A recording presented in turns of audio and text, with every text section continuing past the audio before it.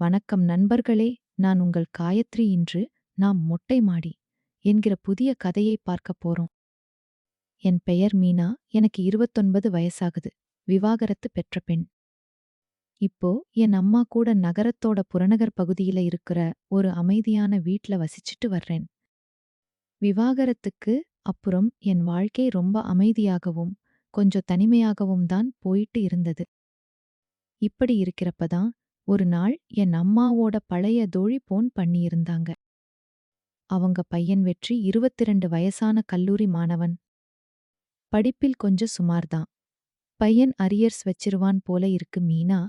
நீதான் கொஞ்சம் அவனுக்கு டியூஷன் எடுத்து ஹெல்ப் பண்ணணும் அப்படின்னு அவங்க அம்மா என்கிட்ட ரொம்ப கெஞ்சிக் கேட்டாங்க. முதல்ல நான் கொஞ்சம் தயங்கினேன்.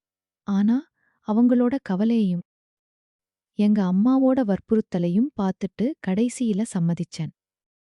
டியூஷன் நேரம் மாலை 7 மணியிலிருந்து இரவு 9 மணி வரைக்கும்னு முடிவு பண்ணோம்.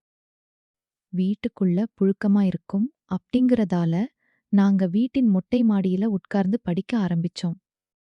அங்க மாலை நேரக் காற்று ரொம்ப இதமா வீசும். வீட்டுக்குள்ளேயே இருக்கிறதால நான் சாதாரணமான ஒரு காட்டன் நைட்டி தான் போட்டிருப்பேன். ஆரம்பத்துல வெற்றிக்கு படிப்பில் பெருசா ஆர்வம் இல்லை. ஆனா நாட்கள் செல்லச் செல்ல அவன் கொஞ்சம் கொஞ்சமா படிக்க ஆரம்பிச்சான்.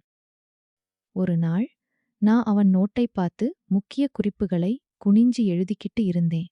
அப்போ அவனோட பார்வை என் உடம்பைச் சுத்தி தடம் புரண்டு போறதை நான் கவனிச்சேன். 22 வயசு இளவட்டம். அந்த வயசுக்கே உரிய துடிப்பும் இளமை பருவத்தின் அறியாமையும் அவன்கிட்ட இருந்தது. இந்த வயசுல இதெல்லாம் இயல்புதான் அப்படிங்கிறது எனக்குத் தெரியும். அதனால நான் அதை பெருசா எடுத்துக்கல. அவனைக் கடிந்து கொள்ளவும் இல்லை. அவன் படிப்பில் நல்ல முன்னேற்றம் தெரிஞ்சதால வரப்போற காலேஜ் எக்ஸாமை நல்லா எழுதணும்னு டியூஷன் நேரத்தை இன்னும் கொஞ்சம் அதிகமாக்கினோம்.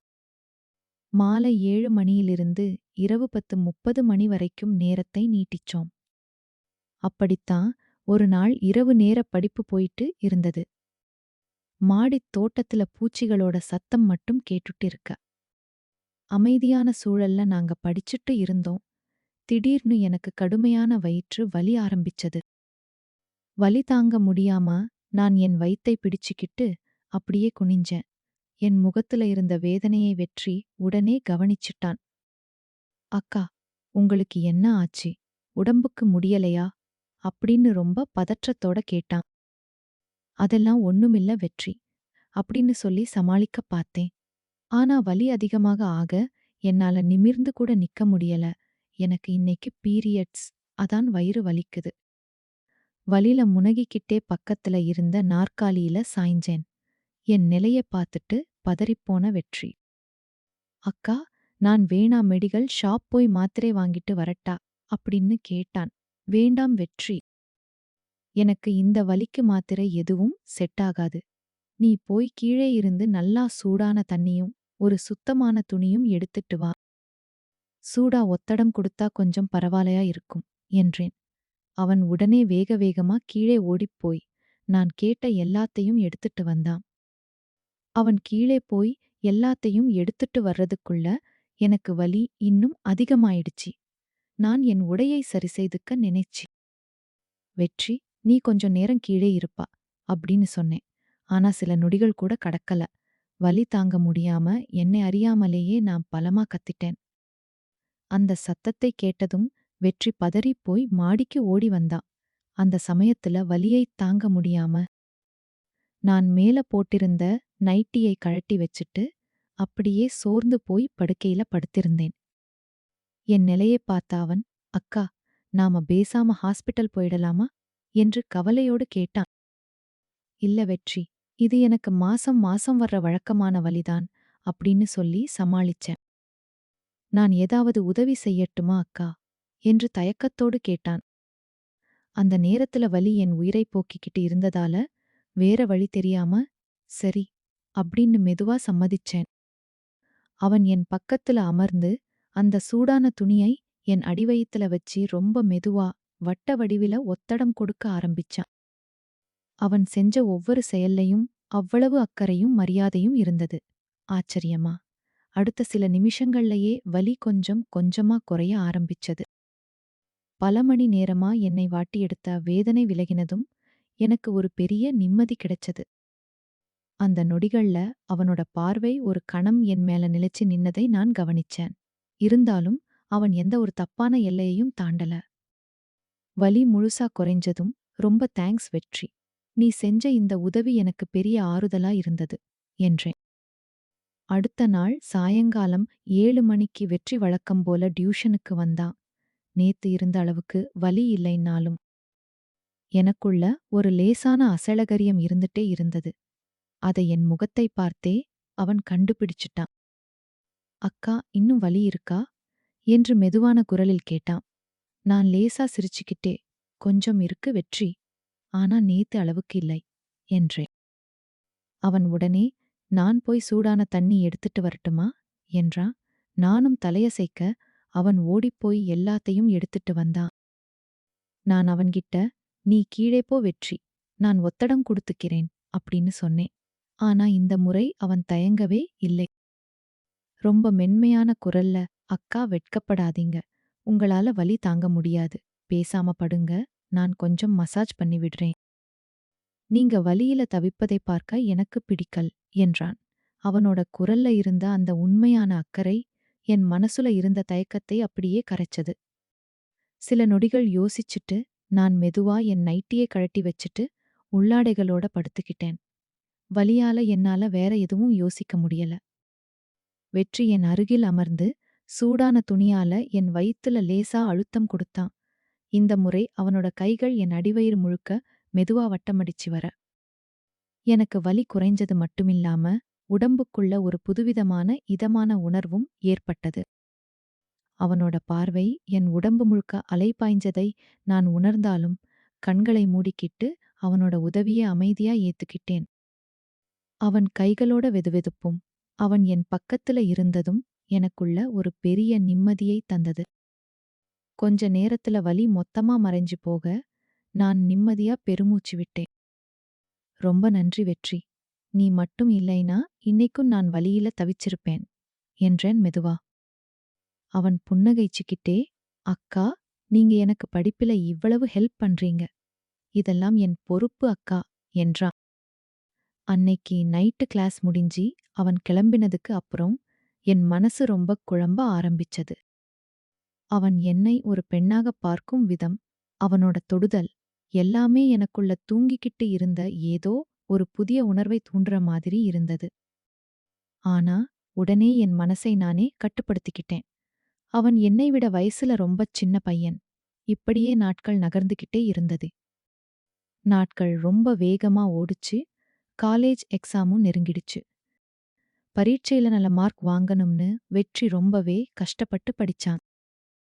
நாங்களும் டியூஷன் நேரத்தை இரவு 10:30 மணி வரைக்கும் நீட்டிச்சு முழு மனசோட அவனுக்கு பாடம் நடத்தினேன். ஒரு வழியா எக்ஸாம்ஸ் எல்லாம் முடிஞ்சு ரிசல்ட்டும் வெளியாச்சு. நாங்க எதிர்பார்த்ததை விட வெற்றி ரொம்ப நல்ல மார்க் எடுத்து பாஸ் பண்ணியிருந்தான். அன்னைக்கு ஒரு நாள் காலை 11 மணி இருக்கும். வெற்றி கையில ஒரு ஸ்வீட் பாக்ஸோட எங்க வீட்டுக்கு ஓடி வந்தான். அன்னைக்குன்னு பார்த்து எங்க அம்மா ஒரு சொந்தக்காரங்க கல்யாணத்துக்காக வெளியூர் போயிருந்தாங்க. வீட்ல நான் மட்டும்தான் தனியா இருந்தேன். வாசல்ல நுழையும் போதே, "அக்கா, நான் நல்ல மார்க் எடுத்து பாஸ் ஆயிட்டேன் அக்கா" அப்படின்னு ரொம்ப சந்தோஷமா கத்துனான். அவன் முகத்துல இருந்த சந்தோஷத்தை பார்த்ததும் எனக்கும் தாங்க முடியாத மகிழ்ச்சி. உடனே எழுந்து போய் அவனை இறுக்கமா கட்டியணைச்சுக்கிட்டேன். "வாழ்த்துகள் வெற்றி. நீ செஞ்ச உழைப்புக்கு கிடைச்ச வெற்றி இது" என்றேன். அவன் கொண்டு வந்த இனிப்பை என் கையாலேயே அவனுக்கு ஊட்டிவிட்டேன். அவனும் பதிலுக்கு எனக்கு ஊட்டிவிட்டான். 2 பேரும் சேர்ந்து சிரிச்சு பேசிக்கிட்டு இருந்த அந்த தருணத்துல எங்களுக்குள்ள ஒரு புதுவிதமான நெருக்கம் உண்டானதை உணர முடிஞ்சது. அப்போ வெற்றி மெதுவா, "அக்கா, இந்த சந்தோஷத்தை கொண்டாட நாம ஏன் ஒரு சினிமா பார்க்கக் கூடாது?" என்றான். நான் லேசா சிரிச்சுக்கிட்டே, "என்ன படம் பார்க்கலாமா?" என்று கேட்டேன். "50 ஷேட்ஸ் ஆஃப் கிரே. இது நல்ல லவ் ஸ்டோரின்னு ஃப்ரெண்ட்ஸ் சொன்னாங்க அக்கா" என்றான் வெற்றி. நான் முதல்ல கொஞ்சம் தயங்குனாலும் அவனோட சந்தோஷத்தை கெடுக்க வேண்டாம்னு சம்மதிச்சேன். வெற்றி தன் மொபைலை எடுத்து அந்த படத்தை ஆன் பண்ணுனான். நாங்க 2 பேரும் சோபாவில ரொம்ப அருகருகே உட்கார்ந்து பார்க்க ஆரம்பிச்சோம். படம் தொடங்கி கொஞ்ச நேரத்திலேயே அதுல ரொம்பவே அந்தரங்கமான ரொமான்டிக் காட்சிகள் வர ஆரம்பிச்சது. நான் ஆச்சரியத்தோட அவன்கிட்ட, "இவ்வளவு ரொமான்டிக் சீன்ஸ் இருக்கு. நீ வழக்கமா இந்த மாதிரி படம்லாம் பாப்பியா?" என்று கேட்டேன். வெற்றி லேசா வெட்கப்பட்டுக்கிட்டே, "சில சமயம் பார்ப்பேன் அக்கா. ஆனா இது சும்மா லவ் ஸ்டோரின்னு நெனச்சுதான் போட்டேன்" என்றான். படத்துல வர்ற காட்சிகளை பார்க்க பார்க்க என் மனசுக்குள்ளேயும் ஒரு புதுவிதமான உணர்ச்சி அலையடிக்க ஆரம்பிச்சது. நான் மெதுவா பேச்சை மாத்த, "வெற்றி உனக்கு ஏதாவது கேர்ள் ஃப்ரெண்ட் இருக்கா?" அப்படின்னு கேட்டேன். "இருந்தா" அப்படின்னு இழுத்தான். எனக்குள்ள ஒரு ஆர்வம் வர, "அவளை எப்பவாவது கிஸ் பண்ணிருக்கியா?" என்று கேட்டேன். "ஆமா அக்கா.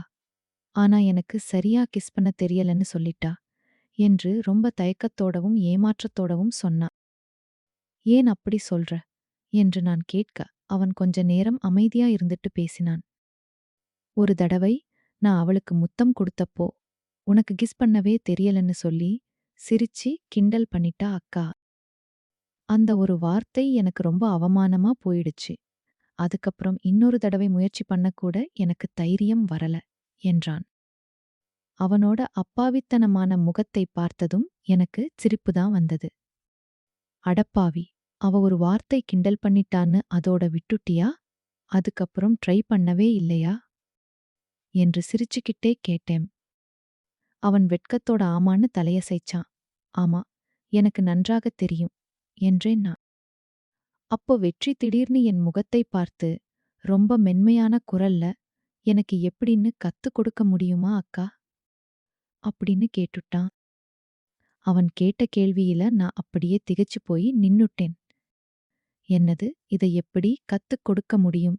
என்றேன். "எப்படி பிடிக்கணும், எப்படி உதடுகளை பொருத்தணும்னு கொஞ்சம் சொல்லிக் கொடுங்களேன் அக்கா" என்று அவன் என் கைகளைத் தொட்டு கெஞ்சுற மாதிரி கேட்டான்.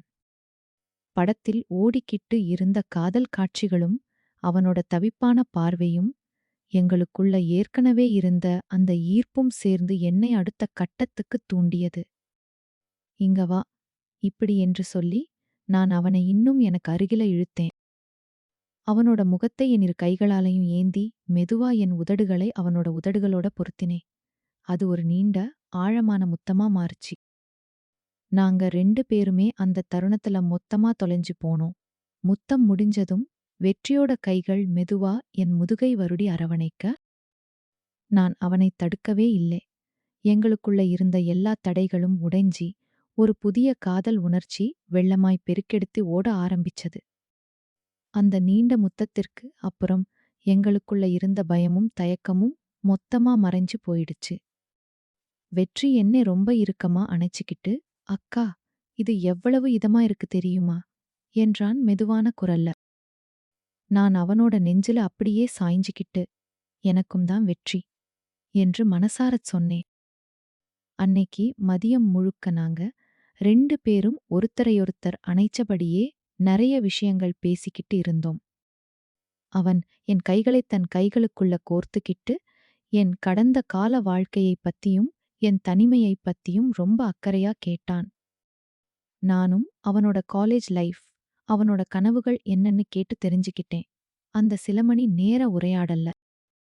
எங்களுக்குள்ள வெறும் உடல் ரீதியான ஈர்ப்பு மட்டும் இல்லாம, ஒரு ஆழமான மனரீதியான பிணைப்பும் உருவானதை என்னால உணர முடிஞ்சது. மெதுவா மாலை நேரம் வந்தது. அவன் கிளம்புறதுக்கு முன்னாடி என்னை மீண்டும் முத்தமிட ஆசைப்பட்டான். இந்த முறை நான் அவனைத் தடுக்கவே இல்லை. அவன் என்னை ரொம்ப மென்மையா அரவணைச்சி, என் உதடுகள், கன்னம், கழுத்துன்னு எல்லா இடங்கள்லயும் தன் அன்பை முத்தங்களா பொழிஞ்சான். அவனோட கைகள் என் உடலை மென்மையாக வருடி இதமளிக்க, நானும் அவனோட அணைப்புல மொத்தமா கரைஞ்சு போனேன். ஒரு கட்டத்துல என் கண்களைப் பார்த்து, "அக்கா, நான் உங்களை ரொம்ப நேசிக்கிறேன். இது வெறும் தற்காலிகமான ஆசை கிடையாது" என்றான் ரொம்ப அழுத்தமா.